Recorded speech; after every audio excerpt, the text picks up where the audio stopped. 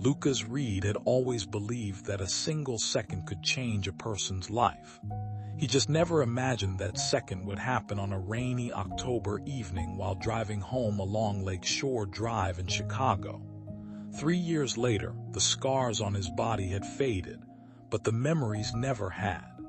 Every time heavy rain hit the windshield, he instinctively tightened his grip on the steering wheel. Every time another driver changed lanes too quickly, his heart raced before his mind could catch up. The accident had taken only a few seconds. Recovering from it had taken nearly a year. Yet somehow, life had found its way back to him. At 30 years old, Lucas had rebuilt almost everything he thought he had lost. He had returned to his career as an architect, completed projects he once believed he would never finish, and most importantly, fallen in love with Sophie Carter. They had met 18 months after the accident during a community fundraiser for historic neighborhood restoration. Sophie was funny without trying to be, endlessly curious, and possessed a quiet confidence that made everyone around her feel at ease. She never treated Lucas like someone who had survived a tragedy. To her, he was simply the man she wanted to spend the rest of her life with. They rented a small apartment in Lincoln Park while saving for their first home together. Their wedding was only 4 days away, and every room seemed filled with unopened gifts, seating charts, flower samples, and reminders from family members asking last-minute questions. It was the kind of beautiful chaos they had dreamed about for months. Lucas should have been happier than ever.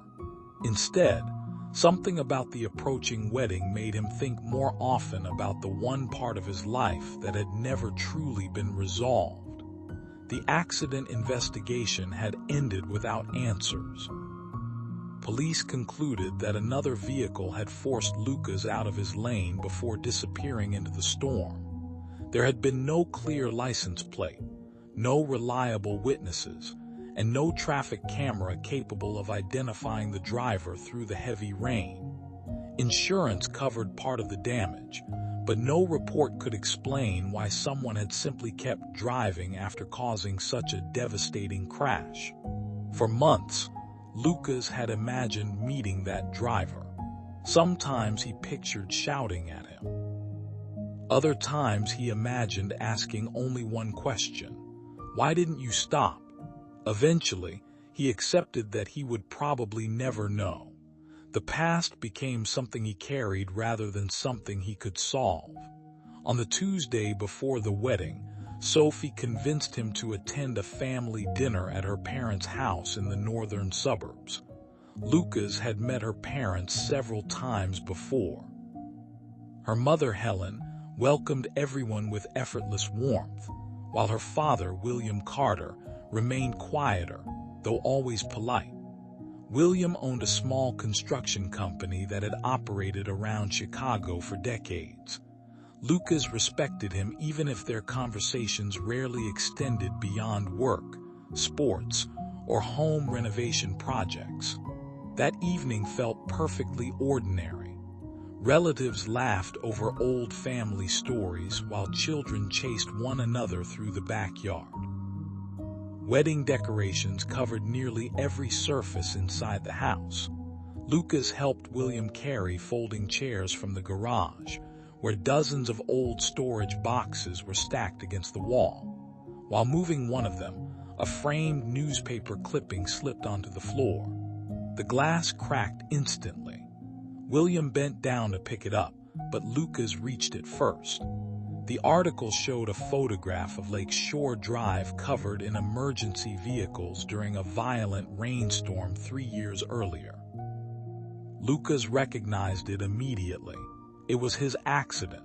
Before he could say anything, William looked at the picture. The color drained from his face. His hands began trembling so noticeably that one of the chairs slipped from his grip. He stared at Lucas with an expression that wasn't simple surprise. It looked like recognition mixed with fear. Neither man spoke for several long seconds. Then William quietly took the newspaper clipping, placed it back inside the box, and excused himself without explanation. For the rest of the evening, he barely looked at Lucas. At first, Lucas assumed William wasn't feeling well. But as dinner continued, he noticed something impossible to ignore.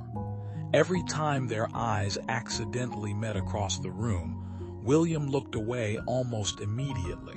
It wasn't discomfort, it was guilt. And for reasons Lucas couldn't explain, the uneasy feeling followed him all the way home. Lucas tried to convince himself that he was imagining things. Wedding week was stressful for everyone, and William had always been a reserved man. Still, the expression on his future father-in-law's face refused to leave his mind. It hadn't been the look of someone remembering an old newspaper article. It had been the look of someone recognizing a moment he had spent years trying to forget. The following morning, Lucas buried himself in work. Hopping architectural drawings and client meetings would push the memory aside. They didn't. Around noon, his phone vibrated with a message from Sophie reminding him about the final wedding rehearsal scheduled for Friday evening. Reading her message usually made him smile. This time it only reminded him that in a few days, William would officially become part of his family. That evening, Sophie stopped by the apartment carrying a stack of seating cards and floral samples. She chatted excitedly about the ceremony while Lucas quietly watched her. She looked happier than he had ever seen her. The last thing he wanted was to burden her with a feeling he couldn't even explain. He asked a few casual questions about her father instead. Sophie laughed and admitted that William had been unusually distracted for several days. She assumed it was because he still couldn't believe his youngest daughter was getting married. Lucas nodded, but something inside him remained unsettled. 2 days later, during the rehearsal dinner at a historic restaurant overlooking the Chicago River, family and friends filled the private dining room with laughter. William smiled politely whenever someone spoke to him, yet Lucas noticed he barely touched his food. Several times he caught William staring at him from across the room before immediately looking away. The atmosphere changed completely near the end of the evening. As guests slowly began leaving, William quietly asked Lucas if they could speak outside for a few minutes. The request felt strangely formal. They walked onto the empty riverside terrace where the cool evening air carried the sound of distant traffic. For nearly a minute, William said nothing. He simply stared at the dark water moving beneath the bridge. Finally, he reached into the inside pocket of his jacket and removed a worn leather wallet. From one of its compartments, he carefully unfolded an old newspaper clipping. It was the same article Lucas had accidentally seen in the garage. The edges were faded from being handled countless times. William admitted that he had carried it with him almost every day for 3 years. Lucas didn't understand why until William revealed something that made the entire world seem to stop moving. The accident had never disappeared from his life because he had been there. Not as a witness, not as one of the first people to arrive after emergency crews. He had been driving the other vehicle. Lucas felt every muscle in his body tighten. For a moment he genuinely wondered if he had misunderstood the words, but William continued. He explained that the heavy rain, poor visibility, and one reckless decision had changed 2 lives forever. He remembered checking his mirrors just before changing lanes. He remembered seeing headlights much closer than he expected. Then came the sound of tires losing traction and metal striking the guardrail. He admitted that panic had taken control before reason ever had a chance. Instead of stopping, he kept driving. By the time he reached the hospital where his wife had been admitted after suffering a severe heart attack, police cars and ambulances were already racing in the opposite direction. The next morning he learned from the news that the other driver had survived, but suffered multiple fractures and months of rehabilitation. Every day after that became a punishment he had chosen for himself. Lucas could barely breathe. The face he had imagined confronting for 3 years had been sitting across family dinners, helping plan a wedding, and shaking his hand as if nothing had ever happened. William lowered his eyes and admitted there was one more truth Lucas deserved to know. He had not come to ask for forgiveness. He had come because he could no longer allow his daughter to begin her marriage while her father continued living behind the biggest lie of his life. Lucas stood frozen on the terrace long after William finished speaking. The city lights reflected across the Chicago River, but he barely noticed them. For 3 years he had imagined hundreds of different versions of this moment. In every one of them, he believed anger would be the only emotion he would feel. Instead, he felt something far more confusing. Rage mixed with disbelief, heartbreak, and an overwhelming sense of betrayal. The man responsible for the worst night of his life wasn't a stranger anymore. He was the father of the woman he loved. William didn't attempt to justify what he had done. He admitted that leaving the scene of the accident had been the greatest mistake of his life. Every morning since then had begun with the same thought, and every night had ended with the same guilt. He had considered confessing to the police countless times, but convinced himself that too much time had already passed. Fear became silence, and silence slowly became a prison he no longer knew how to escape. Lucas finally asked the question that had haunted him for years. "Why didn't you stop?" William closed his eyes for a moment before answering. When he received the phone call that evening, doctors had told him his wife had suffered a massive heart attack at home. They weren't sure she would survive until he reached the hospital. His judgment disappeared the moment he heard those words. After the collision, he looked into the rearview mirror, saw Lucas's car strike the barrier, and froze. Instead of thinking clearly, he drove away believing every second mattered if he wanted one last chance to see his wife alive. By the time he understood what he had done, he no longer had the courage to return. Lucas listened without interrupting. Nothing William said erased the pain, the surgeries, or the months spent learning to walk normally again. But for the first time, he understood that the accident had not been caused by cruelty. It had been caused by panic, followed by years of cowardice. There was an important difference, even if it changed nothing about the consequences. Before leaving, William handed Lucas a thick envelope. He explained that Lucas deserved to know everything before making any decision about the wedding. Inside were copies of financial records, charitable donations, and annual reports from a nonprofit organization that helped victims of serious traffic accidents rebuild their lives. Lucas initially assumed they were unrelated. Then he noticed the donor's name. Every contribution had come from William, month after month, year after year. The total exceeded $200,000. William quietly explained that he had established the fund less than 6 months after the accident. It paid for rehabilitation equipment, physical therapy, temporary housing, and emergency transportation for families whose lives had been shattered by crashes similar to Lucas's. Nobody outside the nonprofit board knew who financed it, not even Sophie. William insisted the donations could never erase what he had done. They were not payment for forgiveness. They were simply the only way he knew to ensure that something good might grow from the worst decision of his life. Lucas drove home in complete silence. He parked outside the apartment but remained inside the car for nearly an hour. Memories of his recovery flooded back. The endless hospital visits, the physical pain, the nights he believed he would never work again.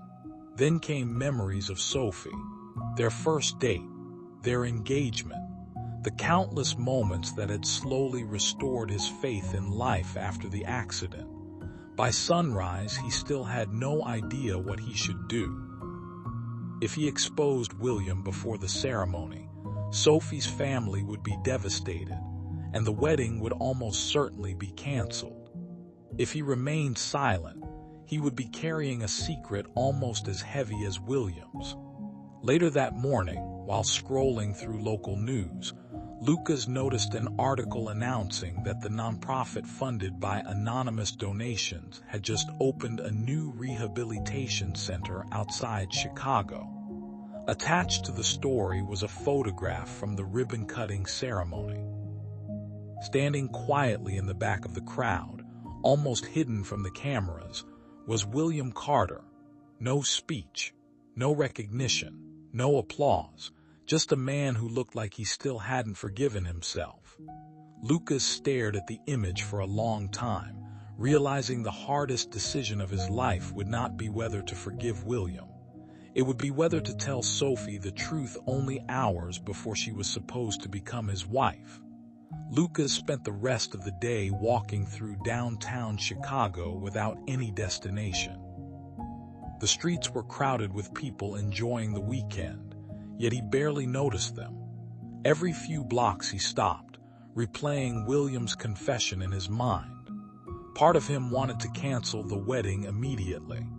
Another part kept thinking about Sophie, completely unaware that the happiest weekend of her life was standing on the edge of becoming its most painful. By the time the sun began to set over the city, Lucas had reached the shore of Lake Michigan. He stood watching the waves crash against the rocks, remembering another storm 3 years earlier. The sound was almost identical. For a moment he was back inside his car, gripping the steering wheel as headlights suddenly appeared beside him. He could still hear the tires losing traction, the violent impact against the guardrail, and the silence that followed after everything stopped moving. He had spent years believing the unknown driver had simply forgotten him. Now he knew something even harder to accept. William had remembered every single day. Early the next morning, Lucas drove to the rehabilitation center mentioned in the news article. The building stood on the outskirts of Chicago, welcoming patients recovering from spinal injuries, traumatic fractures, and serious traffic accidents. Inside, therapists worked with people taking their first painful steps after surgeries that had changed their lives forever. On one wall hung photographs showing the center under construction. Lucas recognized William in several of them. He wasn't standing beside politicians or posing for cameras.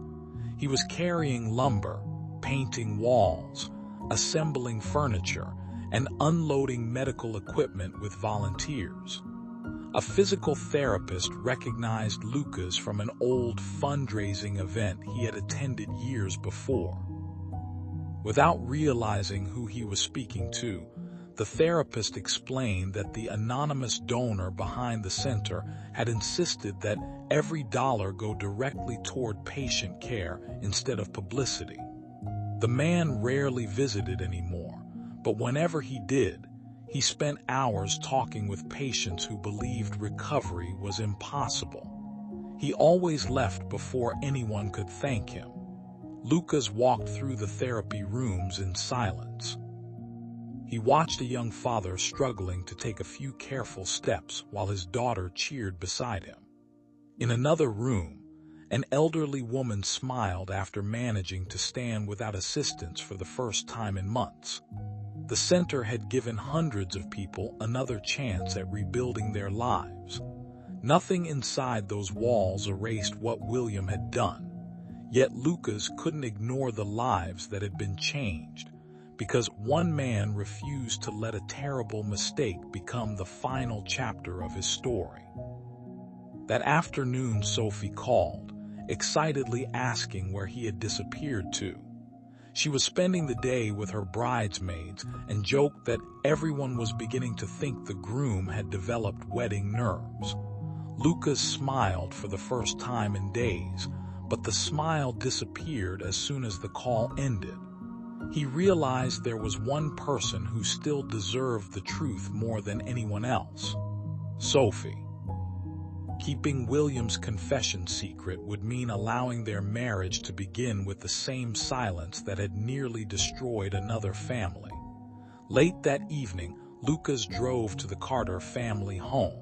Wedding decorations filled the front yard, and relatives were arriving from different states for the ceremony.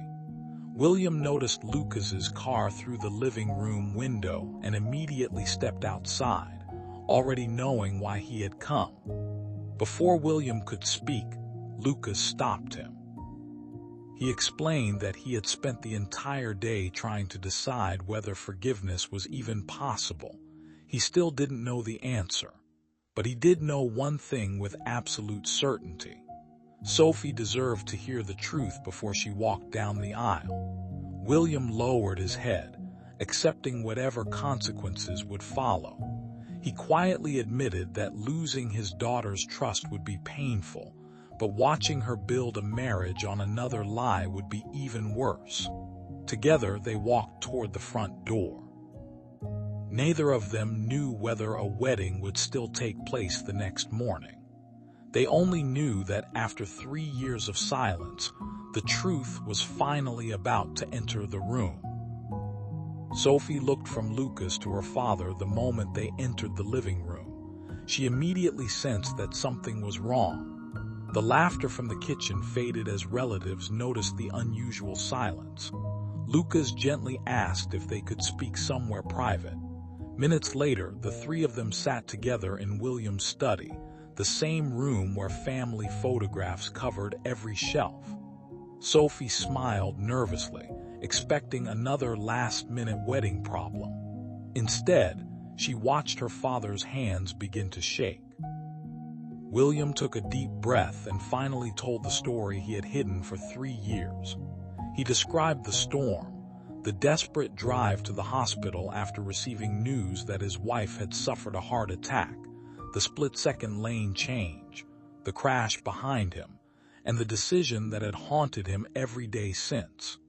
He admitted that fear had won over responsibility.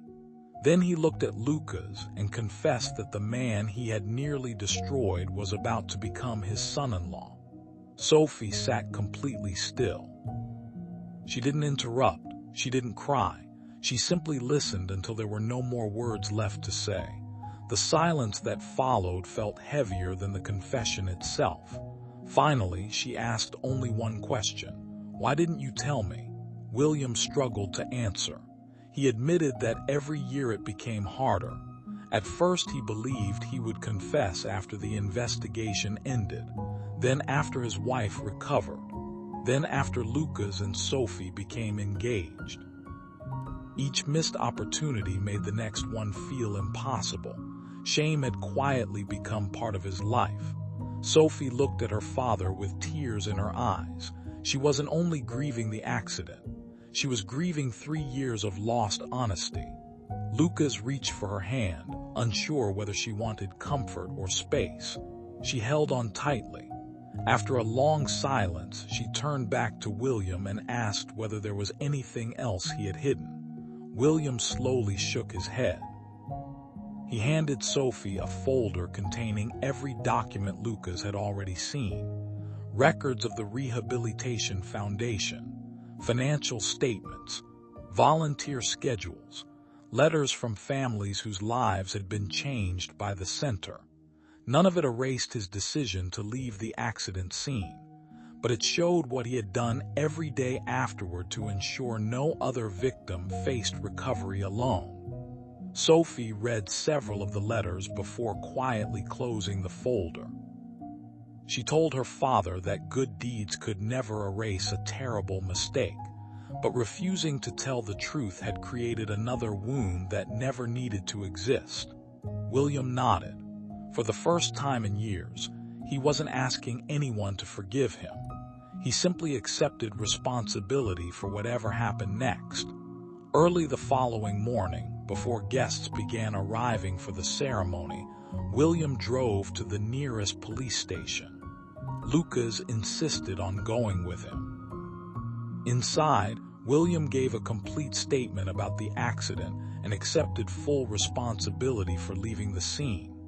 Because so much time had passed, investigators explained that the legal process would be complicated and would depend on the available evidence, but his confession would become part of the official record.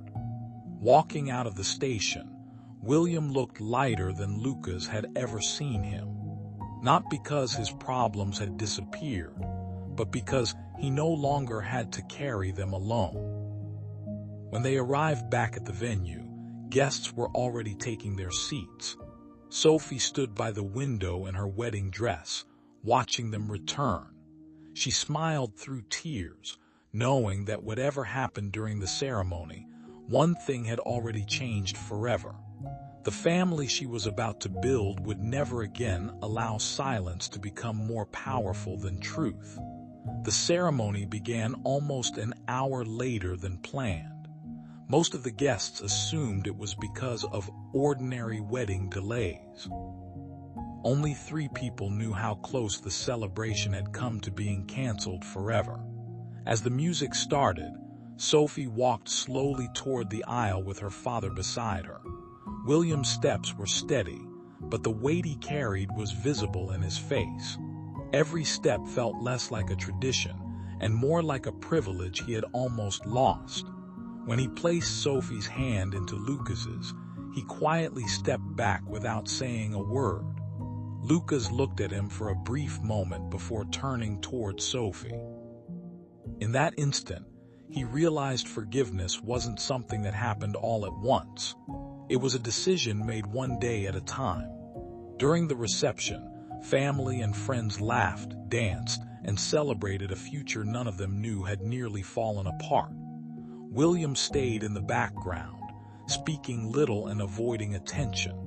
For the first time in years, he wasn't hiding from the truth anymore. He simply understood that rebuilding trust would take far longer than confessing the lie. Over the following months, investigators officially reopened the old accident file using William's statement and the remaining evidence. He accepted every legal consequence that followed.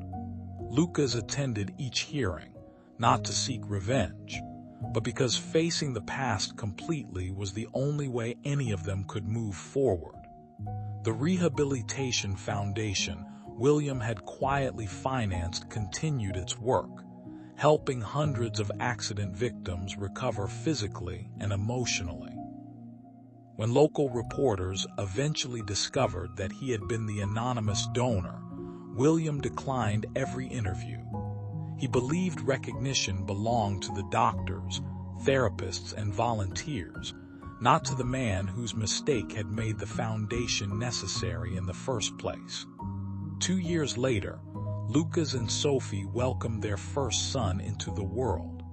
Watching William hold his grandson for the first time was something Lucas never thought he would witness. The old guilt never completely disappeared from William's eyes, but it no longer defined every moment of his life. He had learned that accepting responsibility was not the end of a story. It was the beginning of becoming the person he should have been on that rainy night. One autumn afternoon, Lucas drove alone along Lake Shore Drive for the first time since the accident. Rain began falling gently against the windshield, and memories returned almost instantly. But this time they didn't bring fear. They reminded him how easily one terrible decision could destroy lives, and how much courage it took to tell the truth after years of silence. As he crossed the same stretch of road where everything had changed, he realized something he had never understood before. The accident had broken his body for a while. Hatred would have broken his future forever. Forgiveness had never meant pretending the accident never happened.